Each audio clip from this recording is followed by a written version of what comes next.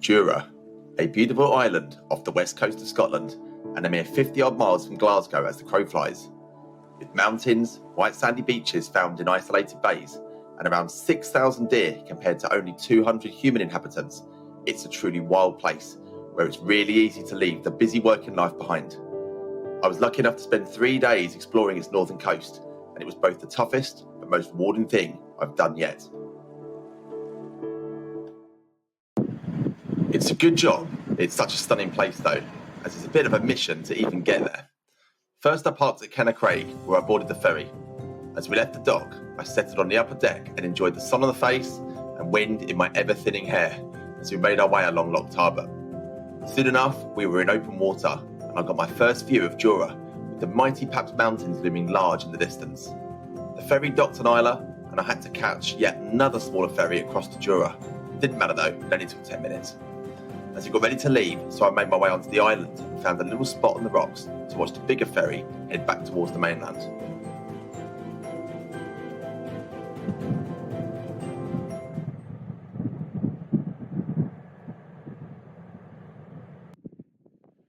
And so here we go, folks. Welcome to Jura, officially now an islander.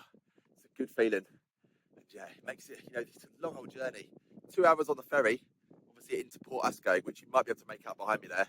And then, yeah, a quick hop over to here as well. But yeah, well worth it. And I've met some really interesting people already. It's one of the great things about these trips, especially when you're traveling solo. It forces you out of your comfort zone. You end up chatting to all sorts of people. I chatted to one guy and I found out, with his accent being similar to mine, that he lived about 5 miles away from where I do. Ridiculously small world. And actually, he joked at the end, but yeah, he was a bit miffed to actually come all this way and then bumped into me. But there you go. And then, yeah, I was chatting to another guy that lives actually on this island, and he was a fountain of knowledge, passing on loads of tips about what to expect. And yeah, he was raving about it. So really excited. It's great as well that I've arrived and I've got bags of time for once. Normally I'm turning up when it's really late and I'm rushing against the clock, but yeah, it's only just gone 5 o'clock, so I'm just going to chill. It's been lovely just sitting in the sun on one of the rocks, reading a really good book, Jeremy Clarkson's book. It's a good old laugh. Yeah, I'm going to get the tent up soon, get some grub on. Here we go then. For my first night's accommodation on Jura, I had to choose the 5-star option. The Bobcat is all pitched. Pretty flat, but it wasn't the easiest of pitches, if I'm being honest, just because, yeah, this lovely grass is actually only about 1 inch thick and it's just rock beneath. So these pegs, you can see, that is about as far in as I can get them. Not ideal, but at the moment at least, it's not overly windy, so let's hope it stays that way. Excuse the lounging trousers, that is purely to hold the door open. I'm being a bit lazy. But yeah, it's a great little spot. Got a little valley behind, and of course, because of that, we've got a nice little burn as well. Well, let me just spin around actually, I'll show you the view out from the porch. There it is. Lovely sea views. People would pay lots of money for this. And of course, wild camping is legal in Scotland. You can do it for free. Absolute bonus. But yeah, there's the burn. So that is going to be my drinking water for the morning when I'll fill up. And of course, water that I'll boil up tonight for dinner. And actually, talking of dinner, myself and him are really, really hungry. So let's fill our tummies. I proceeded to ramble on for nearly 2 minutes about my meal choice and even the best type of tea bag to use. When will I learn that this stuff really isn't very interesting to listen to? All I'll say is that my first dehydrated meal went down a treat, as did the smoky tea. After dinner, I headed back down to the beach and enjoyed my book and a wee dram of whiskey. Watching the boats going about their business was great too. The sunset was stunning, but the wind dying soon spelled disaster as the midges came out in full force, and so it was soon time to run to my tent and take shelter. The rain overnight proved relaxing, but it ended up turning into a torrential downpour of yet more midges at dawn. This was my first proper experience of them, and it was awful.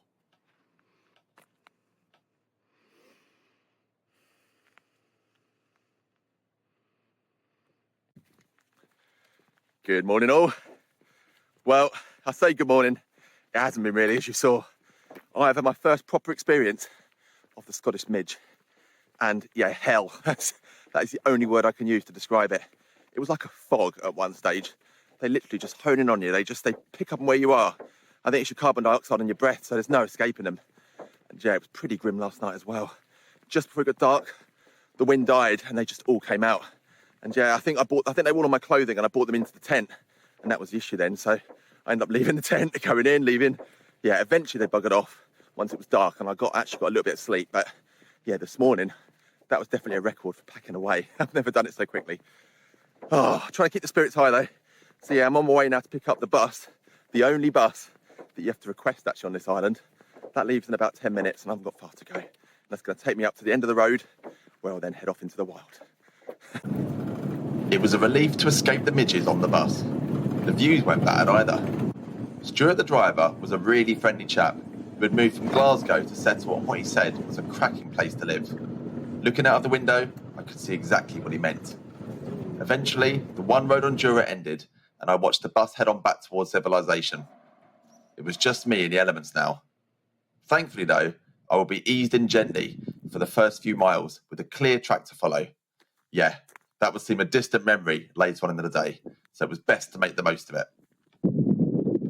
So I'm about 7 miles in and I've come across this beautiful little house here. You know, just on its own, yeah, it's cracking, but when I tell you who used to live here, you'll be absolutely blown away. Yes, this is the former house of George Orwell, and it is the house where he lived and wrote that amazing book, 1984. I suppose, you know, as an author, you know, you want to get away from it all, don't you? You want to live somewhere where you've just got complete focus on whatever it is you're writing at that time. And there's no better place than Barn Hill, that house. I mean, just look at the setting. I mean, it's going to inspire you, isn't it? Absolutely beautiful bay, just all these little islands. I don't know if you can clock that little sailing boat just out in the bay. Right, I'm going to keep pushing on. I've got somewhere right on the northern tip of the island to try and head to, and it's just starting to rain as well, so I might have to get the waterproof out. Well, I've just come around the corner.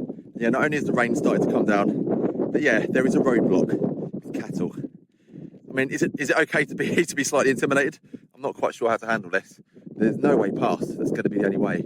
So I'm going to put the camera away. I don't know, maybe pray. I hope that I'll see the other side. Let's do this. I survived for now, but I think it's been one of those days where I never know what's going to be around the next bend and what other challenges I'm going to face. It's going to be one of those days. Oh. Eventually, my feet made it to the northern extreme of the island. Opposite was the island of Scarpa, and between the two islands was Bracken, a famously turbulent section of water with whirlpools and rogue waves. Annoyingly, it was pretty tame when I visited, but I've included the link below just to show you what it can be like. After this, the path simply vanished, and this is when the second more challenging section of the walk began. It was to end up being a long afternoon. Oh, this is slow going and hard going. You can see the terrain I'm covering. I don't know if the video does it justice. It is just tussocky grass. There's no paths, and yeah, it's the wrong time of the year. I mean, not only is it mid-season, but it's also fern season. So I'm finding my way through these as well. But I can see where I'm aiming for, and it looks like it's going to be worth it. So I think the next time I see you, I'll be in a better mood. And so, here we go. Oh, look at this beach. This has got to be one of the remotest beaches I think I've ever stepped foot on when I finally get there. I mean, the only real way in is by boat. Got a boat and it's nice and easy, but otherwise, oh, here we go. That feels so much easier than all that bracken and everything else. Oh. To be honest, as lovely as this is, it's really slow progress. Yeah, I mean, it's 4:15. I'm not panicking, but I mean, it's not going to get dark until 9:30 or so. So I've got a good sort of 4 or 5 hours of daylight to get round to the Bothy. But it seems like the quickest route is to follow the coastline, and obviously that's only 4 or 5 kilometres as the crow flies. But if you're following sort of the irregular coast, it's going to be a lot further than that. So I can't stick around too long to enjoy this. Just have to keep pressing on.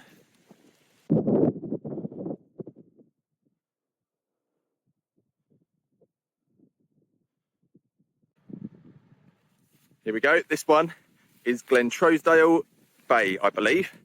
It's a great thing. You just go over each of these ridges, or headlands, sorry, get another bay like this. It's still ridiculously hard work. I had a bit of a talk with myself actually, a little bit further back. It's been a while since I've filmed just because I'm not panicking, but yeah, this is without a doubt one of the most challenging walks I've done. And yeah, I mean, it's just gone 5. I've got about 4 hours of daylight, and I've got a funny feeling I might need every hour. But yeah, let's not panic. I've got my tent, I've got my food. You know, I will survive somehow. Right, keep pushing on. Oh, this is pretty cool, isn't it? I'm sure you know, this is obviously an arch. What I want to know is what it's doing up here. I've seen this about this island, that you've got a lot of raised beaches. You know, as a geographer with a geography degree, I should probably know why that is, but yeah, I'm afraid I don't. So again, if anyone knows, please let me know. But I think it's only right we walk up through it, and hopefully it's not bad luck to go through a sea arch. Look at that. Oh man, look at this. This has got to be Scotland at its finest. I've just watched that little headland bit there, sort of 3 stags. They looked at me and then legged it, and then just look at that ahead. I can kind of see where I'm heading, sort of off in that direction there. You know, the end. Hopefully, another couple of hours, and I'll be there. Looks sort of fairly flat as well from this distance. Let's hope looks aren't deceiving. I've got some new friends. Hopefully you can see them. They look like seals, and there are loads of them. Look at them. Oh, this is special. It's like I've got this all to myself. How amazing is this? Oh, I've got nothing else to say. It's just amazing. Hi guys. What a great life you guys have got. I'll keep pressing on, but enjoy the rest of your day. I'm not home and dry yet, but that is such a relief. See that beautiful white building and that red roof. That is the Bothy. But you can see there's a bit of scrambling involved. Oh, I'm absolutely knackered. But it's 20 to 8. You know, I'm hoping that once I get around there, it's not going to be too bad. And yeah, just take my time. Don't have any accidents. I'll see you at the Bothy, guys.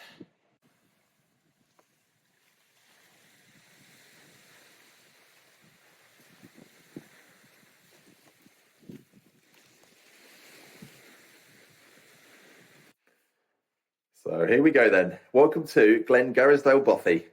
This feels like the Hilton tonight. After that monstrosity of a walk I've endured all day, I tell you, I'm so relieved. I've been to many Bothies, but I don't think I've ever been so happy to see a Bothy as I was this one. Oh, it's actually, I've settled in. I'll show you the room that I've taken in just a sec, but you can see this Bothy actually, it's a typical sort of button bend. You've got the 2 main rooms. So yeah, this is the room that I'm not going to be using. Still nice though, you know, you've got your stove down there, candles that are left, and a shelf there with loads of little trinkets and stuff that other travellers have used and left as well, which is always much appreciated. But let's go to my little space now. Hoping you like it. I've made a big effort actually to, make it feel pretty homely. And look at that. I've opted for the one with the open fire. It's probably not as warm, but then it is August. Probably don't really need it that much. Let's turn my torch off now. There we go. So yeah, I'm going to take the top bunk there just in case there are any mice running around. I'll be well out of harm's way. But I tell you, I cannot wait to sit on that throne. Dinner and a nice cup of tea are just there waiting for me. So yeah, I'm going to say, if I don't say so myself, I've earned this sit down and this meal tonight. I'm absolutely ravenous. I tell you what, this might only be a plastic chair, but it feels like absolute paradise. I will say as well, I've already started. I can't wait for you. Pastry meal today, just to try and replace, or this evening, sorry, just to try and replace all the calories that I've burned. I mean, I was walking for a good 10 hours or so in the end today. And it was just, I mean, you saw the Bracken especially, absolutely savage. Just took all my energy to get through it. I'll be honest, what have I learned today? I've learned that I can be pretty resilient when I want to be. Because I got a little bit emotional actually. I'm not ashamed to admit it, a bit emotional. When I started to worry that I wasn't going to get to the Bothy. I didn't want to repeat in the tent where I was going to get eaten alive by the midges. And yeah, I just wasn't sure what to do, because it's so remote out here. But I pushed on and I've got here. And it might be like 9:15 now, but it doesn't matter. Main thing is, I am here. Oh, here's the whiskey.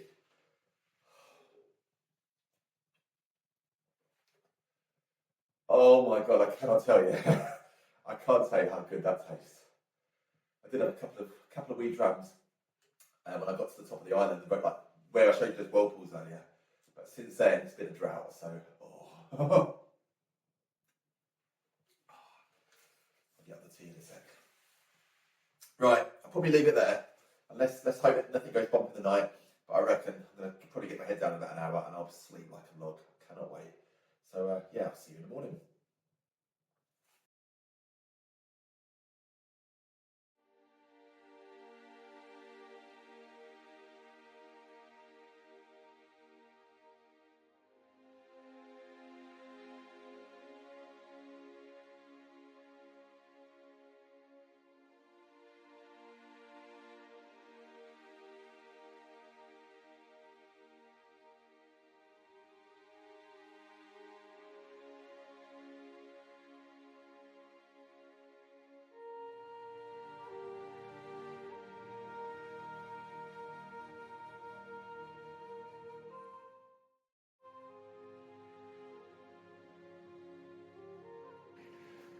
Good morning, folks.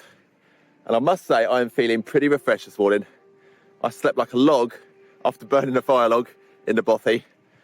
And yeah, nothing went bump in the night, you'd be glad to hear. So yeah, it was so quiet, so peaceful. And yeah, that sleep was really needed. I reckon it was a good 9 hours or so in the end. And then just check out the conditions I've woken to. It's just absolutely beautiful. I've just sat actually, just watched some deer actually on the hill, one of the headlands. And yeah, I'm about to, you can probably make out the burn behind me. I'm going to fill up actually, have some breakfast. It's just before 9 actually. I'm in no massive hurry off, but I want to be gone in the next hour or so. So yeah, we'll get some water, have a coffee, have some porridge, and then yeah, we'll hit the track and probably hit the Bracken.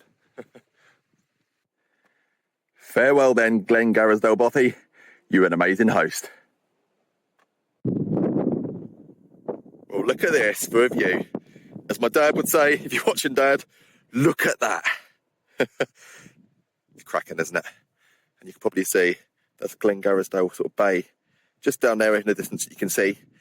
I've covered sort of a good kilometre or so already, and it's not been that challenging. A little bit of bog, but not so far. I don't want to speak too soon, but not as much bracken as the previous day. And the guy I chatted to actually on the boat, he did say to me that this leg of the journey wouldn't be as demanding as the first. So here's hoping he's right. Right then, onwards.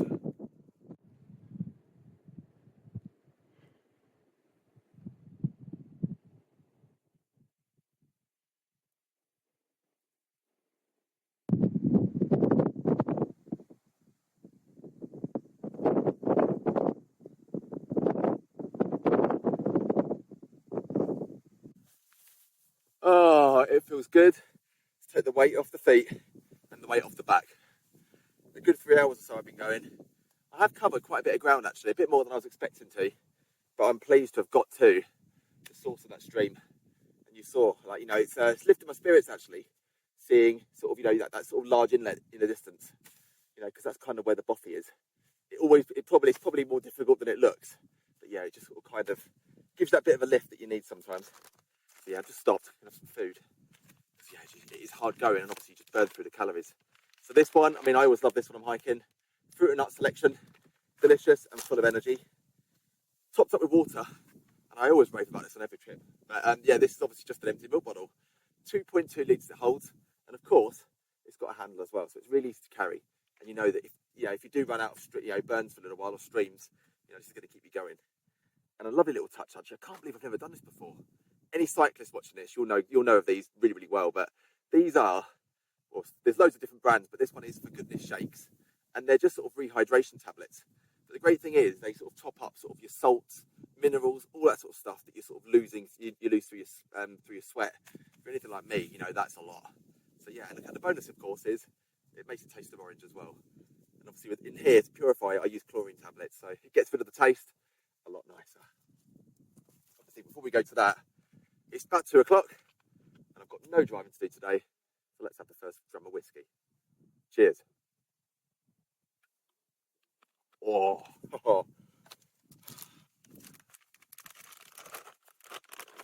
Right, you don't want to be eating, so I'll catch up with you a bit further on.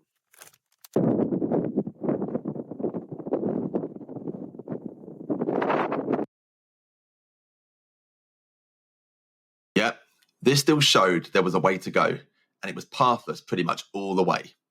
Just for good measure, I had to ford the Ardlusser River, but thankfully it wasn't too deep. Not that it really mattered. My boots were already soaked from taking a dunk in a bog earlier. Once the river was cleared, it was just step by step across the worst tussocky grass I had ever experienced. I was longing for it to be done with, if I'm honest, as my morale was now at an all-time low. It was such a relief to eventually reach a dam, which on the OS map had a track leading from it. It gave me such a boost to push on, and it felt incredible to actually be able to walk normally without stumbling on uneven ground at virtually every step. There was, of course, one more sting in the tail. The bridge marked on the map crossing the final river was nowhere to be seen, so it was boots off time.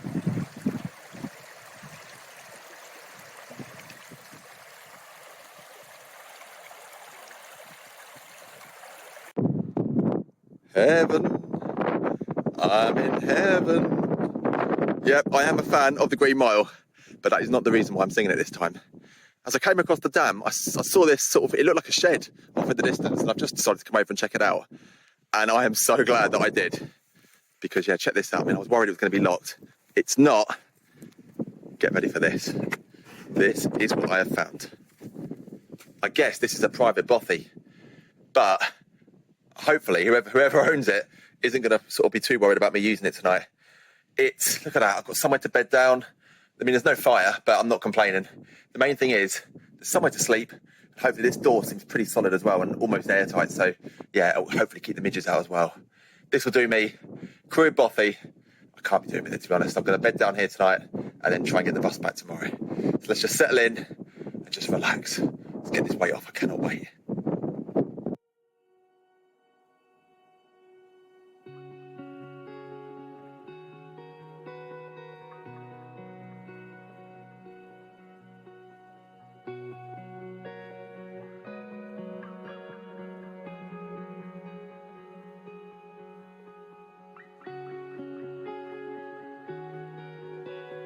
Well, I hope you enjoyed those drone shots.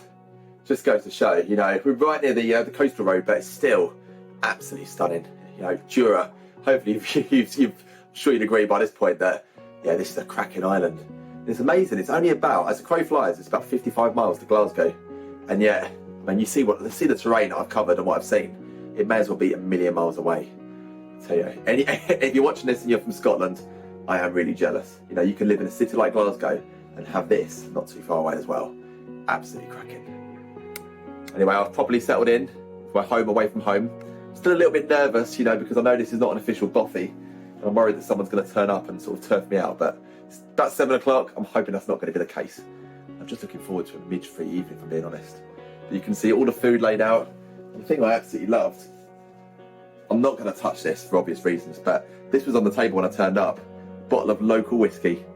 Anyone who likes their whiskey will know that the islands of Jura and Islay, just across the bay, is well famous for their whiskey. So I bet that's an amazing drop. I'm going to leave it for its rightful owner. Right, I'm going to kick back, relax, enjoy a bit more of my book, a bit of whiskey myself, and some food.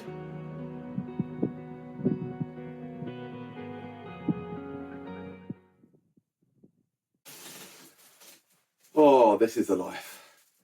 And I tell you, I'm absolutely shattered. I could sleep in this chair if I could sleep anywhere. My legs, my feet, all of me is just aching and tired. You know, it's hardly surprised when I think about the terrain that I've covered. And you know, just 17 hours as well of hiking in 2 days. I don't think I've ever done anything quite as intense as that. But despite that, it's been an absolutely amazing trip, and I've absolutely loved Jura. It's a beautiful island and one that I'd highly recommend you visit, even if you don't quite go as off grid and off route as much as I did. Even without that, it's still a stunning place. Last thing I'll say actually is this trip hasn't completely ended up the way I thought it would. You know, originally I planned to actually stay at another bothy a bit further south. But you know, sometimes plans have got to change, and it doesn't matter because I'm still going to go home with the amazing memories of this place. And I'll try and get some friends out here at some point soon, hopefully. Right, final thing. If you haven't yet liked the video and subscribed, please do that. Always appreciated and goes a long, long way in supporting the channel. Right, as for me, I'm going to have one last drum of whiskey and then it's bed. See you later, guys.